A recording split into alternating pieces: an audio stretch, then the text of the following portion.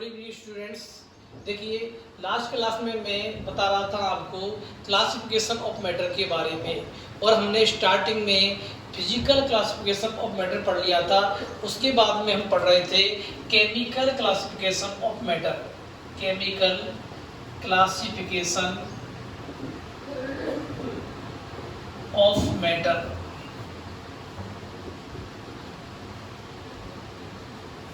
Clear है?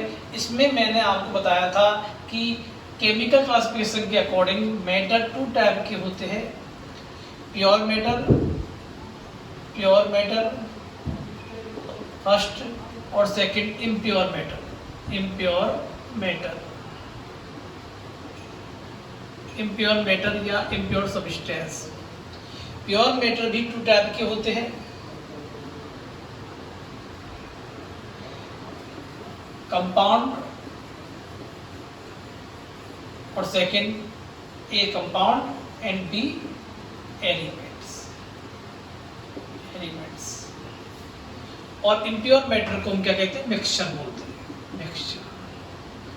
Clear है? अब देखिए, कंपाउंड, हमने लास्ट क्लास में कंपाउंड के बारे में स्टडी की थी, और मैंने आपको बताया था टू और मोर देन टू सब्सटेंस क्या मास और वेट में के फिक्स रेशो में केमिकल रिएक्शन के द्वारा जिस मॉलिक्यूल का फॉर्मेशन होता है उसको हम कंपाउंड कहते हैं। क्या बताया था मैं? टू और मोर देन टू टाइप के एलिमेंट मास के फिक्स रेशो में केमिकल रिएक्शन से जिस मॉलिक्यूल्स का फॉर्मेशन करते हैं उसको क्या कहते हैं? कंपाउंड कहते हैं। तो यहाँ पर देखो क्या होना चाहिए, यहाँ टू और मोर देन टू टाइप के एलिमेंट्स है, इनमें क्या होगी? केमिकल रिएक्शन होगी। पहली बात बता दूं मैं, फिक्स रेशो ऑफ मास और वेट में केमिकल रिएक्शन होगी।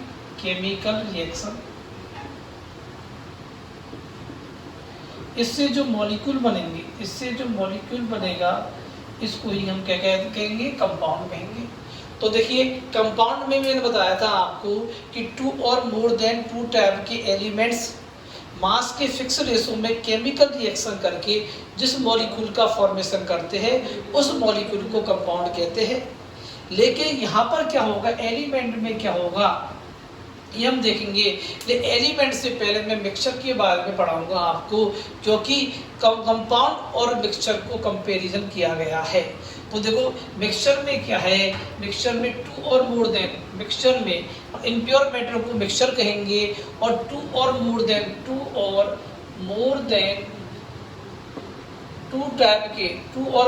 टू टाइप के सब्सटेंस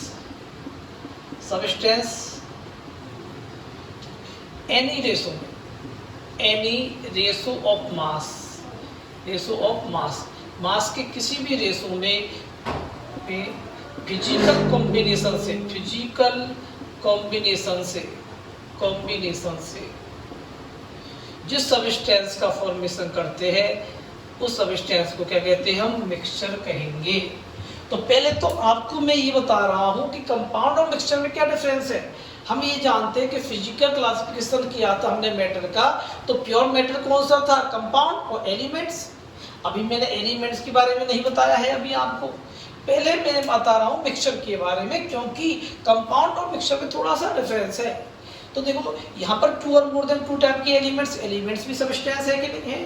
तो टू और मोर देन टू टाइप के कंपाउंड, यहाँ भी टू और मोर देन टू टाइप के कंपाउंड या सब्सटेंस। यहाँ पर फिक्स रेशो ऑफ मास में रिएक्शन करेंगे और यहाँ पर एनी रेशो ऑफ मास में रिएक्शन करेंगे। मास का फिक्स रेशो नहीं होता, बल्कि किसी भी रेशो में उनका फिजिकल कॉम्बिनेशन होता है। यहाँ केमिकल रिएक्शन से बनेंगे और यहाँ फिजिकल कॉम्बिनेशन होता है, कोई केमिकल रिएक्शन नहीं होती है। क्लियर है? तो ये बात ध्यान रखिएगा, कंपाउंड की डेफिनेशन में और मिक्सचर की डेफिनेशन में क्या डिफरेंस होगा? यही डिफरेंस होगा कि टू और मोर देन टू टाइप के एलिमेंट्स मास के फिक्स रेशो में केमिकल रिएक्शन से जो मॉलिक्यूल का फॉर्मेशन करेंगे उनको क्या कहते हैं, कंपाउंड कहते हैं। जबकि 2 और मोर देन 2 टाइप के सब्सटेंस मास के किसी भी रेशो में, एनी रेशो ऑफ मास में फिजिकल कॉम्बिनेशन से जो सब्सटेंस का फॉर्मेशन करते हैं उसी को हम क्या कहते हैं, बताओ, मिक्सचर कहते हैं। तो 2 और मोर देन 2 सब्सटेंस का फिजिकल कॉम्बिनेशन क्या कहलाता है, बताओ, मिक्सचर कहलाएगा। तो मिक्सचर की डेफिनेशन क्या होगी, मिक्सचर की डेफिनेशन होगी physical combination, physical combination, combination of 2 और more then 2 substance called mixture।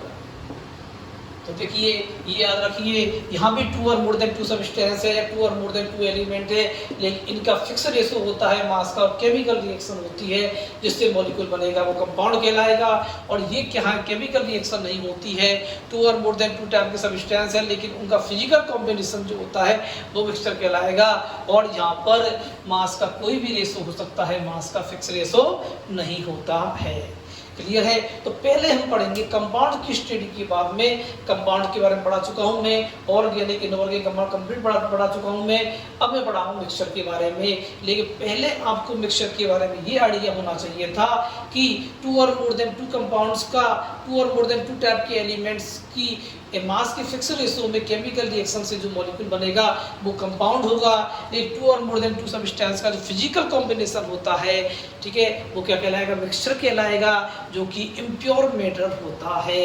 और इसमें मास का कोई भी रेशो में इनको मिक्स कर सकते हैं। 2 और मोर देन 2 सब्सटेंस को मास के किसी भी रेशो में हम मिक्स कर सकते हैं। क्लियर है कि नहीं। ये अब हम मिक्सचर के बारे में पढ़ेंगे पहले, जो कि इम्प्योर मैटर है, फिर हम एलिमेंट के बारे में स्टडी करेंगे। तो देखिए, अब हम पढ़ते हैं, आज का टॉपिक रहेगा मिक्सचर।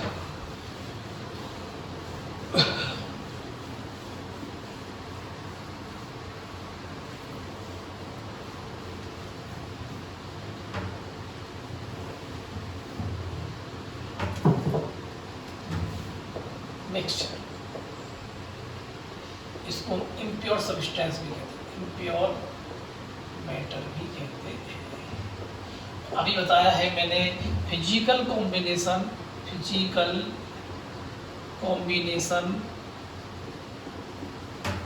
ऑफ 2 और more then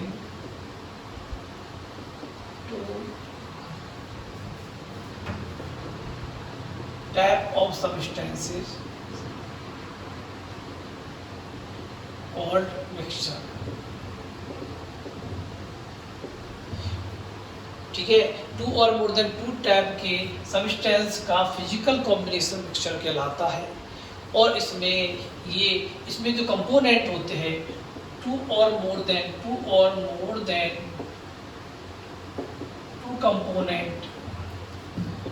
components mix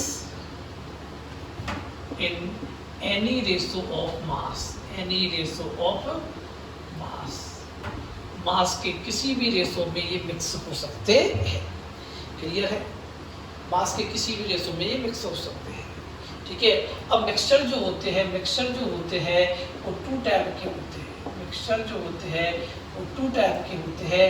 first है, ये है होमोजेनस मिक्सचर,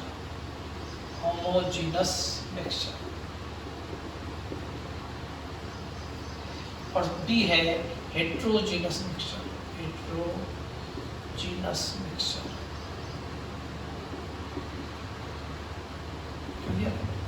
अब देखिए होमोजेनस मिक्सचर क्या होता है।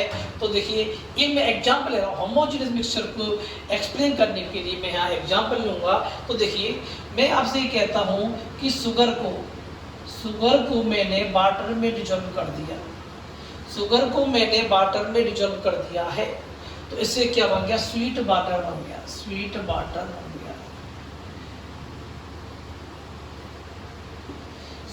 शुगर को वाटर में डिजोल्व कर दिया है तो स्वीट वाटर का फॉर्मेशन हो गया है।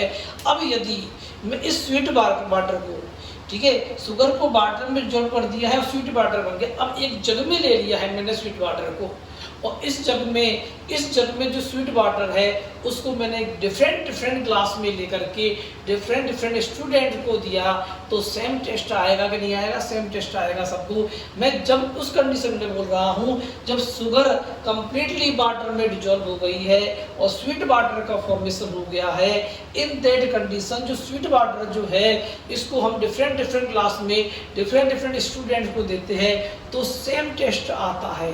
सभी को सेम, सभी बोलेंगे बहुत ज़्यादा स्वीट हुआ है या लेस स्वीट हुआ है या मीडियम स्वीट हुआ है, सबको एक जैसा टेस्ट आएगा। तो सेम टेस्ट क्यों आ रहा है, इक्वल टेस्ट क्यों आ रहा है?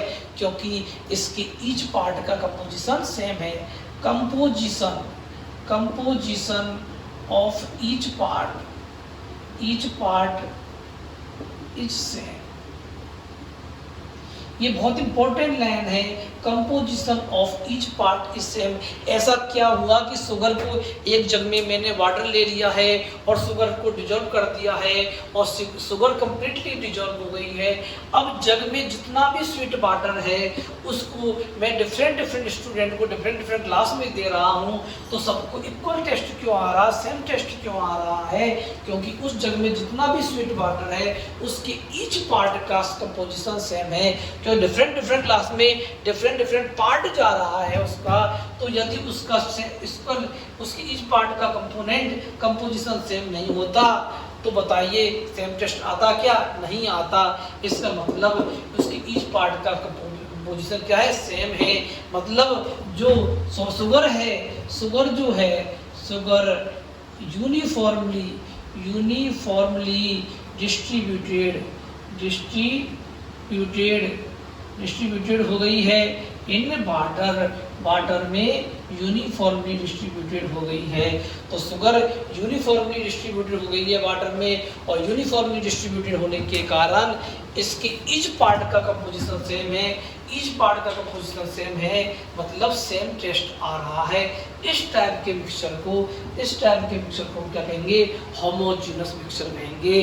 तो देखो यहाँ पे हम बोल सकते हैं, वापस से बता रहा हूँ मैं इस बात को, मिक्सचर हम जानते हैं 2 और मोर देन 2 सब्सटेंस का जो फिजिकल कॉम्बिनेशन होता है वो मिक्सचर कहलाएगा। मिक्सचर एक इम्प्योर सब्सटेंस, इम्प्योर मैटर का एग्जाम्पल है। मिक्सचर 2 टाइप के होते हैं, homogeneous mixture and heterogeneous mixture. Homogeneous mixture में बताया मैंने, शुगर को वाटर में डिजॉल्व किया और यदि शुगर कंप्लीटली डिजॉल्व हो गई है तो स्वीट वाटर बनता है। अब उस स्वीट वाटर के मतलब डिफरेंट पार्ट को मैं डिफरेंट पर्सन को देता हूँ तो उनको सेम टेस्ट आता है, क्योंकि उस जो स्वीट वाटर है उसके ईच पार्ट का कंपोजिशन सेम है, या शुगर उस वाटर में यूनिफॉर्मली डिस्ट्रीब्यूटेड हो गई है इसलिए सेम टेस्ट आ रहा है। तो ऐसे मिक्सचर को हम होमोजेनियस मिक्सचर कहते हैं। तो वह मिक्सचर जिसकी ईच पार्ट का कंपोजिशन सेम हो, या वह मिक्सचर जिसमें सॉल्यूट, जिसमें वन कंपोनेंट अदर कंपोनेंट में यूनिफॉर्मली डिस्ट्रीब्यूटेड होता हो, ऐसे मिक्सचर को क्या कहते हैं? हम होमोजेनियस मिक्सचर कहते हैं। क्लियर है कि नहीं? ऐसे हेट्रोजेनियस मिक्सचर की हम बात करें, हेट्रोजेनियस मिक्सचर की बात करें हम, तो क्या होगा यहाँ पर? ईच पार्ट का कंपोजिशन जो होगा, composition of each part is different होगा। या फिर हम बोल सकते हैं या नॉन यूनिफॉर्मली डिस्ट्रीब्यूटेड। तो यहाँ पर क्या होगा कि कंपोनेंट एक दूसरे में नॉन यूनिफॉर्मली डिस्ट्रीब्यूटेड होंगे, या फिर उसके ईच पार्ट का कंपोजिशन क्या होगा? डिफरेंट होगा। ऐसे मिक्सचर को क्या कहते हैं? हम हेट्रोजीनस मिक्सचर कहते हैं। कैसे? मैं यदि बात करता हूँ कि देखो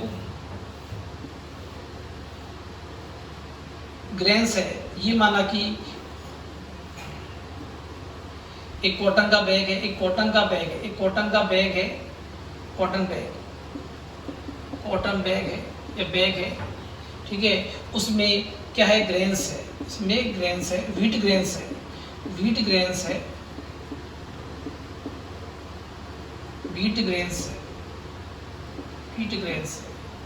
ठीक है।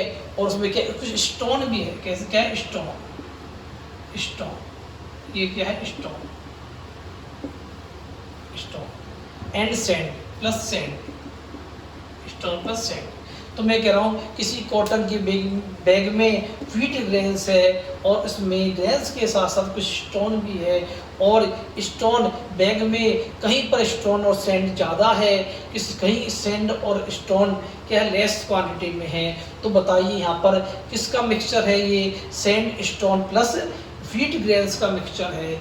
इस जो कॉटन बैग है इसमें क्या क्या है बताओ, व्हीट ग्रेन्स है प्लस सैंड है प्लस स्टोन्स है, लेकिन क्या ईच पार्ट में स्टोन सैंड और ग्रेन्स सेम क्वांटिटी में है, नहीं। मोस्टली जनरली क्या होता है कि बैग में व्हीट ग्रेन्स में यदि इम्प्योरिटी होती है, जैसे स्टोन है सैंड है ये प्रेजेंट होते हैं, तो डिफरेंट डिफरेंट पार्ट में ये डिफरेंट डिफरेंट क्वांटिटी में प्रेजेंट होते हैं। मतलब ये स्टोन सैंड और ग्रेन्स का मिक्सचर तो है, लेकिन ये क्या है, यूनिफॉर्मली डिस्ट्रीब्यूटेड नहीं है, मतलब नॉन यूनिफॉर्मली डिस्ट्रीब्यूटेड है। मतलब ईच पार्ट का कंपोजिशन क्या है, डिफरेंट है। यहाँ पर इस टाइप के मिक्सचर को क्या कहते हैं, हम हेट्रोजीनस मिक्सचर कहते हैं। तो ध्यान रखिए कि आपसे बोला जाए कि शुगर को वाटर में डिजोल्व करते हैं, शुगर को वाटर में डिजोल्व करते हो, शुगर कंप्लीटली डिजोल्व हो जाती है, तो इस तरह से जो मिक्सचर बनेगा वो होमोजेनस मिक्सचर बनेगा। और बात करते हैं अपन ग्रेन्स में, व्हीट ग्रेन्स में यदि सैंड और स्टोन प्रेजेंट है तो इस टाइप का जो मिक्सचर होता है वो क्या होगा, हेट्रोजीनस मिक्सचर होगा। जो यहाँ पर जो सबस्टेंस है ये दूसरे में नॉन यूनिफॉर्मली डिस्ट्रीब्यूटेड है, या यहाँ ईच पार्ट का कंपोजिशन जो है वो डिफरेंट है। इस टाइप के मिक्सचर को हम हेट्रोजीनस मिक्सचर कहते हैं। समझ में आ गया होगा आपके। अब देखिए मैं डेफिनेशन बता रहा हूँ पहले, तो मिक्सचर क्या होता है, तो देखो मिक्सचर टू और मोर देन टू सबस्टेंस से बना, sorry physical combination of two और more than two substance called mixture, clear है। और यहाँ पर जो सबस्टेंस टू और मोर देन टू सबस्टेंस जो होते हैं वो मास के या वेट के एनी रेशो में प्रेजेंट हो सकते हैं। ये टू टाइप के homogeneous mixture and heterogeneous mixture, ठीक है। तो वह मिक्सचर जिसकी ईच पार्ट का कंपोजिशन सेम होता है, या जिनमें जो डिफरेंट मटेरियल है, डिफरेंट सबस्टेंस है, या टू और मोर देन टू सबस्टेंस है, वो यूनिफॉर्मली डिस्ट्रीब्यूटेड है, तो वो होमोजेनियस मिक्सचर कहलाता है। और जिसमें ईच पार्ट वह मिक्सचर जिसकी ईच पार्ट का कंपोजिशन डिफरेंट है, या उसमें सबस्टेंस एक दूसरे में नॉन यूनिफॉर्मली डिस्ट्रीब्यूटेड होते हैं, वो हेट्रोजीनस मिक्सचर कहलाता है। इसका एग्जाम्पल है शुगर और वाटर का मिक्सचर, और इसका एग्जाम्पल है व्हीट ग्रेन्स में स्टोन सैंड प्रेजेंट होती है, तो ये मिक्सचर क्या कहलाएगा, हेट्रोजीनस मिक्सचर का एग्जाम्पल होगा। क्लियर है। अब देखिए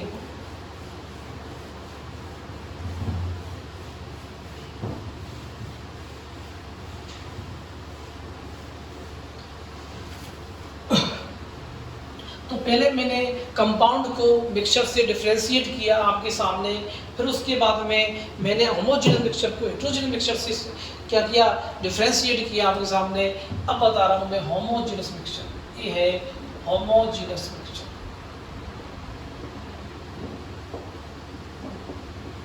ठीक है। तो अभी बताया मैंने आपको वह मिक्सचर जिसके ईच पार्ट का कंपोजिशन सेम होता है होमोजेनियस मिक्सचर कहलाता है, या वह मिक्सचर जिसमें जो सबस्टेंस है टू और मोर देन टू सबस्टेंस है वो यूनिफॉर्मली डिस्ट्रीब्यूटेड होते हैं, होमोजेनियस मिक्सचर कहलाता है। अब सुनिए इसका इंपॉर्टेंट एग्जांपल है सॉल्यूशन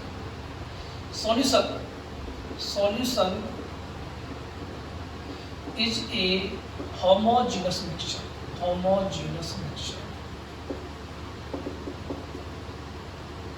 और जो सॉल्यूशन होता है वो एक होमोजेनियस मिक्सचर है।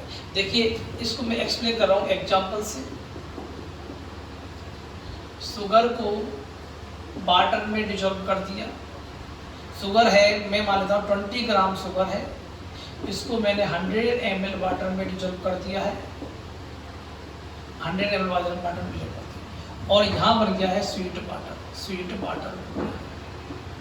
तो देखिए शुगर को वाटर में डिजोल्व किया, स्वीट वाटर बन गया, तो ये क्या बना है, सॉल्यूशन होगा। ये सॉल्यूशन होगा। और सॉल्यूशन कौन सा होगा? होमोजीनस सॉल्यूशन होगा। होमोजीनस सॉल्यूशन होगा क्यों? क्योंकि इसके ईच पार्ट जब शुगर वाटर में कंप्लीटली डिजॉल्व हो गई है, इन दैट कंडीशन इसके ईच पार्ट का कंपोजिशन सेम है, तो ये होमोजीनस मिक्सचर कहलाएगा। और solution is the example of homogeneous mixture. Clear है? अब सुनिए, लेकिन होमोजेनियस मिक्सचर में जो या किसी मिक्सचर में वे सब्सटेंस जो कि लेस क्वांटिटी में प्रेजेंट होता है, जनरली बता रहा हूँ लेस क्वांटिटी में प्रेजेंट होता है, वो क्या कहलाएगा बताओ? वो सॉल्यूट कहलाता है। और किसी मिक्सचर में वह सब्सटेंस जो कि मोर मैक्सिमम क्वांटिटी में मैक्सिमम क्वांटिटी में प्रेजेंट होता है, वो क्या कहलाएगा? वो कहलाएगा सॉल्वेंट कहलाएगा। देखिए, तो किसी मिक्सचर में वह सब्सटेंस जो कि लेस क्वांटिटी में प्रेजेंट होता है सॉल्यूट कहलाता है, और जो मैक्सिमम क्वांटिटी में प्रेजेंट होता है वो सॉल्वेंट कहलाएगा। तो ये शुगर तो हुआ लेस क्वांटिटी 20 ग्राम है, लेस क्वांटिटी में प्रेजेंट है, सॉल्यूट होगा। वाटर मोर क्वांटिटी में प्रेजेंट है, मैक्सिमम क्वांटिटी में प्रेजेंट है, तो ये सॉल्वेंट होगा। और स्वीट वाटर बनेगा, वो क्या कहलाएगा? सॉल्यूशन। और सॉल्यूशन एक होमोजेनियस मिक्सचर का एग्जाम्पल है। सेकेंड एग्जाम्पल यदि देता हूँ मैं, एग्जाम्पल सेकेंड को देखिए आप। मैं आपसे कहूँ कि एल्कोहल, एथेनॉल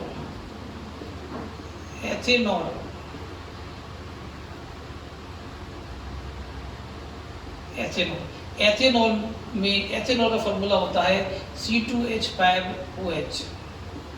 एथेनॉल 20, मैं कहता हूँ कि 30 ml मिलीलीटर मैंने ले लिया, एथेनॉल ले लिया, इसको वाटर में डिजॉल्व कर दिया। वाटर मैं कहूँ कि 100 ml वाटर में डिजॉल्व कर दिया, ठीक है। 30 ml एथेनॉल को 100 ml वाटर में डिजॉल्व कर दिया, तो यहाँ पर क्या बनेगा? जो मिक्सचर बनेगा वो मिक्सचर क्या कहलाएगा? बताओ, सॉल्यूशन। क्या होगा? सॉल्यूशन होगा, ठीक है। एथेनॉल भी लिक्विड है और वाटर भी लिक्विड है, और एथेनॉल वाटर में इजीली डिजॉल्व हो जाता है। तो 30 ml एथेनॉल को हमने 100 ml वाटर में डिजॉल्व किया, तो ये डिजॉल्व हो गया और सॉल्यूशन बनाएगा। तो लेस क्वांटिटी में कौन था? ये लेस क्वांटिटी में है, तो ये क्या कहलाएगा बताओ? ये सॉल्यूट होगा। और ये मैक्सिमम क्वांटिटी में है, तो ये सॉल्वेंट होगा। क्लियर है? ये मैक्सिमम क्वांटिटी में है तो सॉल्वेंट। एक बात याद रखिए कि सॉल्वेंट की और मिक्सचर और सॉल्वेंट और सॉल्यूशन की फिजिकल स्टेट सेम होती है। किसी होमोजेनियस मिक्सचर में या किसी सॉल्यूशन में सॉल्वेंट की और सॉल्यूशन की फिजिकल स्टेट क्या होगी? सेम होगी। यहाँ पर देखिए, शुगर को वाटर में डिजॉल्व किया, तो सॉल्वेंट कौन है? वाटर है। वाटर कैसा होता है? लिक्विड होता है। और स्वीट वाटर भी कैसा होगा? लिक्विड ही होगा। क्लियर है? इसी तरह एथेनॉल भी लिक्विड होता है, वाटर भी लिक्विड होता है। तो सॉल्वेंट किस फिजिकल स्टेट में है? फिजिकल स्टेट जानते हो ना, सॉलिड, लिक्विड और गैस। फिजिकल स्टेट होती है, किसी सब्सटेंस की फिजिकल स्टेट होती है कि मतलब या तो वो सॉलिड होगा या लिक्विड होगा या गैस होगा, ठीक है। तो ये सॉल्वेंट की फिजिकल स्टेट लिक्विड है, तो मिक्सचर भी क्या होगा? लिक्विड ही होगा, ठीक है। तो ये भी आपको मालूम होना चाहिए। सॉल्यूशन एक होमोजेनियस मिक्सचर का एग्जांपल है, और जिसमें सॉल्यूशन में यदि वह एलिमेंट वह कंपोनेंट जो कि लेस क्वांटिटी में प्रेजेंट होता है सॉल्यूट कहलाएगा, और जो मैक्सिमम क्वांटिटी में प्रेजेंट होगा वो सॉल्वेंट कहलाएगा। और कंप्लीट मिक्सचर को हम क्या कहेंगे? सॉल्यूशन कहेंगे। और सॉल्यूशन होमोजेनियस मिक्सचर का एग्जांपल है। क्लियर है कि नहीं बताओ? ये हो गया आपका सॉल्यूशन।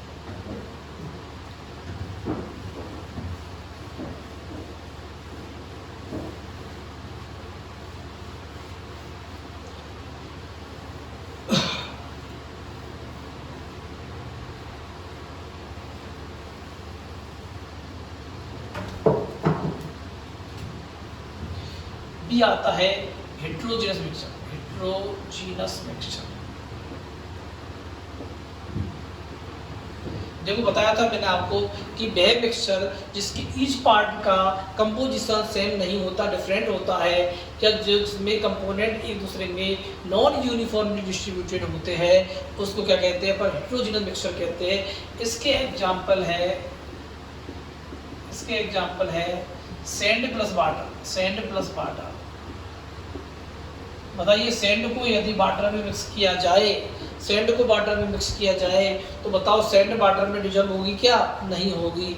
सैंड को वाटर में डिजॉल्व करेंगे तो यहाँ पर क्या बनेगा? ये बनेगा हेट्रोजीनस मिक्सचर बनेगा, हेट्रोजीनस मिक्सचर बनेगा। क्यों हेट्रोजीनस मिक्सचर इसलिए बनेगा तो सैंड को वाटर में डिजॉल्व करेंगे तो सैंड पार्टिकल तो नीचे बैठ जाएंगे, ठीक है, सेटल डाउन हो जाएंगे, और वाटर पार्टिकल क्या होंगे बताओ?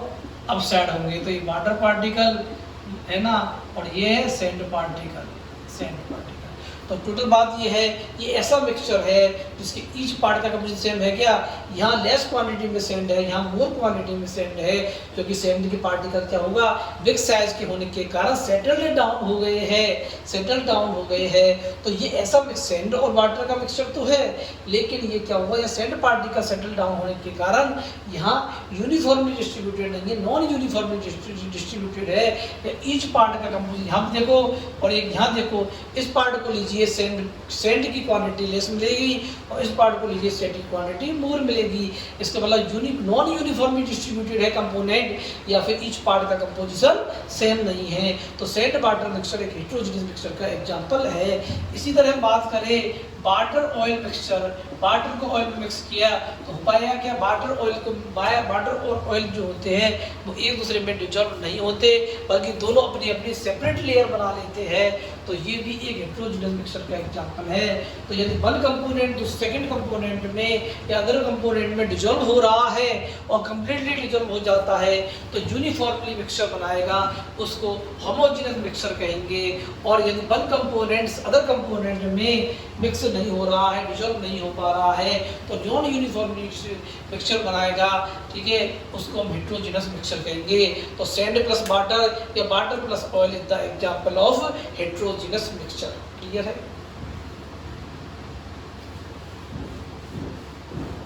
तो ये हो गया हमारा। देखो मैंने बताया था केमिकल क्लासिफिकेशन जो होता है प्योर सब्सटेंस जो होते हैं वो होते हैं कौन कौन से? कंपाउंड और एलिमेंट। कंपाउंड हो गया था, एलिमेंट रह गया था, ठीक है। इम्प्योर में मिक्सचर बता दिया था, मिक्सचर हो गया, ठीक है। अब हम पढ़ेंगे इसके बारे में एलिमेंट के बारे में, एलिमेंट्स। तो एलिमेंट्स क्या होता है? तो प्योर सब्सटेंस होता है, प्योर सब्सटेंस होता है which contains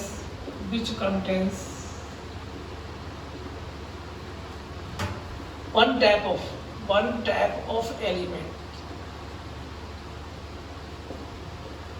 ये one type of substance, ठीक है। तो one type of substance, one kind of atoms, हम बोल सकते हैं one kind of atoms।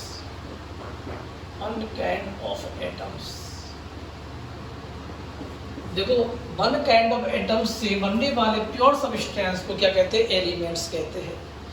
बनते प्योर, ये तो हमको पता है प्योर सब्सटेंस में कंपाउंड भी आता है और एलिमेंट्स भी आता है, लेकिन वे प्योर सब्सटेंस जो कि only one kind of atoms से मिलकर बने होते हैं, वन काइंड ऑफ एटम्स से मिलकर बने होंगे, उसको क्या बोलेंगे अपन? एलिमेंट्स कहेंगे। तो एग्जाम्पल्स बता रहा हूँ मैं एलिमेंट्स का एग्जाम्पल। देखो sodium, iron, sodium only sodium atom है, ठीक है। आयरन एटम है, ये भी एलिमेंट होगा। थर्ड हाइड्रोजन, देखो 2 हाइड्रोजन एटम है लेकिन only one kind of atom है कि नहीं है, ये भी क्या होगा? एलिमेंट होगा। ऑक्सीजन ये भी एलिमेंट होगा। सल्फर ये भी एलिमेंट होगा, ठीक है। और नाइट्रोजन ये भी एलिमेंट होगा। तो ये सभी एलिमेंट्स के एग्जांपल है। तो वे प्योर सब्सटेंस जो कि only one kind of atom से मिलकर बने, नाइट्रोजन के 2 एटम, सल्फर के 8 एटम, ऑक्सीजन के 2 एटम, हाइड्रोजन के 2 एटम, आयरन का 1 एटम और सोडियम का 1 एटम। तो वे प्योर सब्सटेंसेज जो कि only one kind of atom से मिलकर बने होते हैं, एलिमेंट्स कहलाते हैं। और एलिमेंट्स को आपने पीरियोडिक टेबल में देखा होगा। पीरियोडिक टेबल में एलिमेंट्स को प्लेस किया गया है। जितने भी एलिमेंट्स की डिस्कवरी हुई है उनको पीरियोडिक टेबल में रखा हुआ है। और आपको पता है, एक मिनट, ज़्यादा हम इसको डीपली पढ़ेंगे हम पीरियोडिक टेबल में, इनको हम डीपली पढ़ेंगे पीरियोडिक टेबल में। अब ये देखिए इधर इस साइड के जो एलिमेंट्स होते हैं, इस साइड के जो एलिमेंट्स होते हैं, इधर इस साइड जो एलिमेंट्स होते हैं वो होते हैं मेटल्स होते हैं। पीरियड टेबल बनाई है मैंने, देखो अभी रफली बना रहा हूँ मैं, इस पीरियड टेबल को डीपली पढ़ाऊंगा मैं, और कम से कम 1 मंथ में पीरियड टेबल कंप्लीट होगा चैप्टर, इतना डीपली पढ़ाएंगे हम। लेकिन यहाँ बता रहा हूँ मैं कि मेटल्स को मोस्टली इस साइड रखा गया है, नॉन मेटल्स को इस साइड रखा गया है, और मेटेलॉइड्स को बीच में रखा गया है। तो एलिमेंट्स जो होते हैं वो 3 टाइप के होते हैं। फर्स्ट है मेटल्स, सेकंड है नॉन मेटल्स, और थर्ड है मेटेलॉइड्स। ठीक है, तो एलिमेंट्स 3 टाइप के होते हैं, metals, non metals and metalloids. Metals को जो है, मेटल्स को लेफ्ट साइड रखा गया है, पीरियड टेबल में मोस्टली लेफ्ट साइड रखा गया है। नॉन मेटल्स को राइट साइड रखा गया है, और मेटेलॉइड्स को इन दोनों के बीच में रखा गया है। मेटेलॉइड्स क्लियर है कि नहीं? ये थोड़ा ये आपको याद रखना है। अब देखो मेटल्स क्या होते हैं, 1 बाय 1 हम पढ़ेंगे इनमें। तो मेटल्स क्या होते हैं, या फिर हम ये भी दे सकते हैं कि इस साइड मतलब इधर जाने पर, लेफ्ट टू राइट साइड जाने पर non metallic property, period table में लेफ्ट टू राइट जाने पर नॉन मेटेलिक प्रॉपर्टी जो होती है वो क्या होती है, इंक्रीज होती है, और मेटेलिक प्रॉपर्टी जो होती है वो डिक्रीज होती है। तो लेफ्ट टू राइट जाएंगे हम तो क्या होगा, नॉन मेटेलिक प्रॉपर्टी कैरेक्टर्स तो इंक्रीज होंगे और मेटेलिक कैरेक्टर क्या होंगे, डिक्रीज होंगे। यदि राइट टू लेफ्ट आएंगे तो जस्ट अपोजिट हो जाएगा। क्लियर है?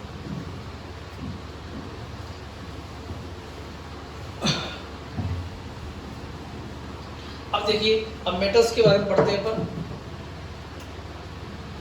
अब मेटल्स, नॉन मेटल्स और मेटेलॉइड्स, देखो इनको डीपली हम, मेटल्स कौन से होते हैं, नॉन मेटल्स कौन से होंगे, और मेटेलॉइड्स कौन से होंगे, इनकी और प्रॉपर्टीज क्या होंगी, इन सब के बारे में हम पढ़ेंगे, पीरियड टेबल पढ़ेंगे।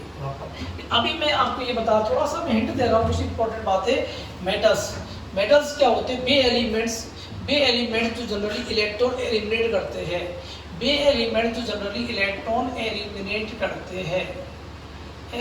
करते हैं, और पॉजिटिव आयन फॉर्मेशन करते हैं, क्या कहलाते हैं, मेटल्स कहलाते हैं। वे एलिमेंट्स जो कि इलेक्ट्रॉन एलिमिनेट करते हैं, पॉजिटिव आयन का फॉर्मेशन करते हैं, मेटल्स कहलाते हैं। जैसे मैं बताऊं आपको, आयरन है, ये मेटल है आयरन, और आयरन क्या करेगा कि इलेक्ट्रॉन एलिमिनेट करेगा, और 2 इलेक्ट्रॉन एलिमिनेट कर दिया और क्या बना लिया, पॉजिटिव आयन। तो आयरन जो है वो इलेक्ट्रॉन एलिमिनेट करता है, तो 2 इलेक्ट्रॉन इसने एलिमिनेट कर दिए, डोनेट कर दिए है, एलिमिनेट कर दी है, और इसने 2 इलेक्ट्रॉन एलिमिनेट कर दिया, तो +2 चार्ज आ गया है। क्लियर है? ऐसे ही वे एलिमेंट्स जो कि इलेक्ट्रॉन गेन करते हैं और नेगेटिव आयन फॉर्मेशन करते हैं, क्या कहलाते हैं, नॉन मेटल कहलाते हैं। जैसे बात करूँ मैं, क्लोरीन है, 1 इलेक्ट्रॉन गेन कर लेगा और क्लोरीन -1 आएगा। क्लोरीन 1 इलेक्ट्रॉन गेन करेगा और क्लोरीन माइनस, नेचर है इसका। तो मेटल्स का नेचर होता है इलेक्ट्रॉन एलिमिनेट करके पॉजिटिव आयन का फॉर्मेशन करने का। तो Fe है, इसने इलेक्ट्रॉन एलिमिनेट कर दिया, पॉजिटिव आयन बना लिया। ऐसे ही नॉन मेटल का नेचर होता है इलेक्ट्रॉन गेन करने का और नेगेटिव आयन फॉर्मेशन का। तो क्लोरीन ने इलेक्ट्रॉन गेन कर लिया और क्लोरीन नेगेटिव आयन बना लिया। ठीक है ये। और जो नॉन मेटल्स होते हैं ये इलेक्ट्रॉन एलिमिनेट भी करते, एलिमिनेट करके पॉजिटिव आयन भी बनाएंगे, पॉजिटिव आयन फॉर्मेशन भी करते हैं, फॉर्मेशन भी करेंगे, और इलेक्ट्रॉन गेन करके नेगेटिव आयन फॉर्मेशन भी करेंगे, मतलब इनमें मेटेलिक और नॉन मेटेलिक दोनों ही करेक्टर होंगे। ये इलेक्ट्रॉन एलिमिनेट भी कर सकते हैं, मतलब पॉजिटिव आयन फॉर्मेशन भी कर सकते हैं, और इलेक्ट्रॉन गेन करके नेगेटिव आयन फॉर्मेशन भी कर सकते हैं। क्लियर है यहाँ तक? इसके बाद में ऐसा कौन सा, तो ये बात याद रखनी है केवल आपको। अभी तो जो बता रहा हूँ जब बहुत सारे पॉइंट्स आएंगे मेटल, नॉन मेटल और मेटल लोड्स में, लेकिन हमको सभी याद नहीं रखना। देखो हमको पता है कौन सा टॉपिक, कौन सा लाइन, कौन सी लाइन, कौन सा पॉइंट कहाँ पढ़ाना है। तो अभी मेटल, नॉन मेटल और मेटल लोड्स आए हैं, तो मैं जो बता रहा हूँ वो देखिए। मेटल्स आते ही आपके माइंड में ये आना चाहिए कि इलेक्ट्रॉन एलिमिनेट करके पॉजिटिव आयन बना सकते हैं, और नॉन मेटल आते ही इलेक्ट्रॉन गेन करके नेगेटिव आयन बना सकते हैं, जनरली ऐसा होता है। और जो मेटल लोड्स होते हैं वो इलेक्ट्रॉन एलिमिनेट भी कर सकते हैं, इलेक्ट्रॉन गेन भी कर सकते हैं, मतलब पॉजिटिव और नेगेटिव दोनों आयनों का फॉर्मेशन कर सकते हैं। इसके बाद आता है कि देखो ऐसा मेटल जो होते हैं मोस्टली क्या होते हैं, सॉलिड होते हैं। मेटल मोस्टली सॉलिड होते हैं, लेकिन लिक्विड मेटल का एग्जाम्पल कौन सा है, तो ये मरकरी। मरकरी जो है वो लिक्विड मेटल है। ये एक इम्पोर्टेंट लाइन है यार वो, कि मेटल में मोस्टली सॉलिड होते हैं, लेकिन मरकरी Mg जो होता है, Mg इसका सिंबल है मरकरी का, और ये एक लिक्विड मेटल का एग्जाम्पल है। याद रखना, इम्पोर्टेंट क्वेश्चन है। नॉन मेटल जो होते हैं इसमें भी बता दूं मैं, लिक्विड नॉन मेटल का एग्जाम्पल क्या होता है। लिक्विड नॉन मेटल का जो एग्जाम्पल है वो था bromine is the example of liquid non metal. Bromine is the found in liquid form, ठीक है। तो ये ब्रोमीन जो है वो लिक्विड फॉर्म का एग्जाम्पल है, ठीक है ये। उसके बाद आता है मेटलोड्स जो मोस्टली एग्जाम्पल है वो arsenic, antimony, bismuth. Arsenic, antimony, bismuth जो है ये एग्जाम्पल है। ये तो मेटल्स तो जानते हो आप, आयरन है, कॉपर है, जिंक है, ये सभी मेटल्स हैं। Ag है, Au है, ये सभी एग्जाम्पल्स किसके हैं, मेटल्स के एग्जाम्पल है। लेकिन तो मेटल, देखो मेटल के बारे में बताऊं तो वे एलिमेंट्स जो कि इलेक्ट्रॉन एलिमेंट करके पॉजिटिव आयन का फॉर्मेशन करते हैं, जनरली मेटल्स कहलाते हैं। मेटल्स मोस्टली सॉलिडिफाई रहते हैं, सॉलिड फिजिकल स्टेट में होते हैं, लेकिन मरकरी एक लिक्विड मेटल का एग्जाम्पल है। Fe, Cu, copper, zinc, Ag, silver, Au, gold, ये सभी क्या है, मेटल के एग्जाम्पल है। ये mercury is a liquid metal. इसी तरह नॉन मेटल जो होते हैं, इसके नॉन मेटल्स के एग्जाम्पल हो सकते हैं बहुत सारे। नॉन मेटल ऑक्सीजन है, नाइट्रोजन है, क्लोरीन है, ये सभी एग्जाम्पल किसके हैं, नॉन मेटल्स के एग्जाम्पल है। लेकिन bromine is a example of liquid non metal, clear है। ऐसे ही मेटलोड्स जो होते हैं ये पॉजिटिव आयन का फॉर्मेशन भी कर सकते हैं, नेगेटिव आयन का फॉर्मेशन भी कर सकते हैं। इसके एग्जाम्पल है आर्सेनिक, एंटीमनी और bismuth. Arsenic As, antimony Sb और बिस्मथ Bi, ये मेटलोड्स के एग्जाम्पल है। अभी आपको इतना ही पढ़ना है। तो ये हो गया आपका कंप्लीट क्लासिफिकेशन ऑफ मेटल। पहले प्योर फॉर्म में बताया, केमिकल क्लासिफिकेशन में प्योर फॉर्म में कंपाउंड पढ़ा दिया और एलिमेंट्स पढ़ा दिए मैंने। उसके बाद इम्प्योर फॉर्म में मिक्सचर बता दिया। मिक्सचर में मैं बताया था होमोजीनियस और हेट्रोजीनियस मिक्सचर, और होमोजीनियस मिक्सचर का इंपॉर्टेंट जो सॉल्यूशन था, जिनमें सॉल्यूशन में बेस कंपोनेंट जो कि लेस क्वांटिटी में प्रेजेंट होते हैं सॉल्यूट कहलाते हैं, और वह कंपोनेंट जो मैक्सिमम क्वांटिटी में प्रेजेंट होता है वो क्या कहलाएगा, सॉल्वेंट कहलाएगा। और सॉल्वेंट और सॉल्यूशन की फिजिकल स्टेट क्या होती है, सेम होती है। या हम ये बोल सकते हैं कि सॉल्यूशन की फिजिकल स्टेट जो होती है वो सॉल्वेंट के इक्वल होती है। जैसा सॉल्वेंट होगा वैसा ही सॉल्यूशन होगा। चलो ये हो गया फिजिकल क्लासिफिकेशन। इससे आगे बढ़ेंगे हम नेक्स्ट क्लास में। आज के लिए इतना ही काफ़ी है। Thank you.